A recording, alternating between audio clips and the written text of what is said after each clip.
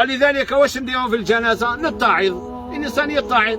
قال انا يا عندي الصلاه يتسلي، نروح نزهب نجري ما رانيش عارف وين يجي ملك الموت. قال لك يوم القيامه تروح انت لملك الموت، تروح ليه تقول له يا ملك الموت وانا علاه جيت ديتني وانا كان ولادي صغار وكنت عندي مشروع وكنت حاب نبني وكنت حاب تبدا غير تذكر له واش راك حاب دير. واش يقول لك ملك الموت؟ ملك الموت منطق واش يقول لك؟ يقول لك بصح انت كي حضرت الجنازه تاعت فلان وجارك وجارتك واش كنت تسنى ما نجيش ليك انت ولا؟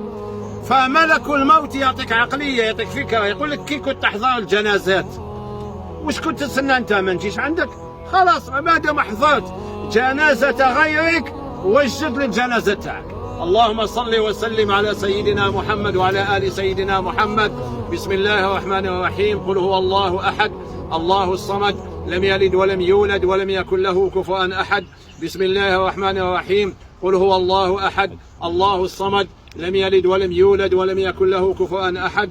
بسم الله الرحمن الرحيم. قل هو الله احد الله الصمد لم يلد ولم يولد ولم يكن له كفوا احد. بسم الله الرحمن الرحيم.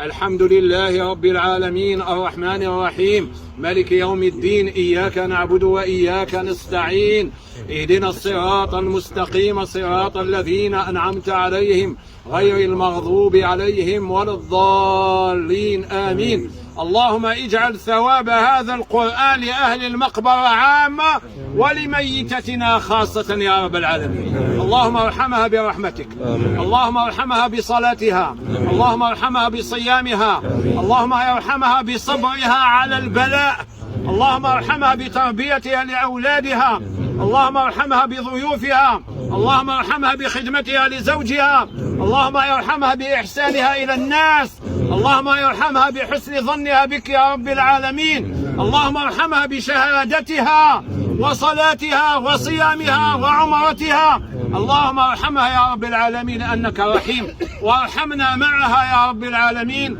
وصل اللهم على سيدنا محمد وعلى آل سيدنا محمد آمين والحمد لله رب العالمين.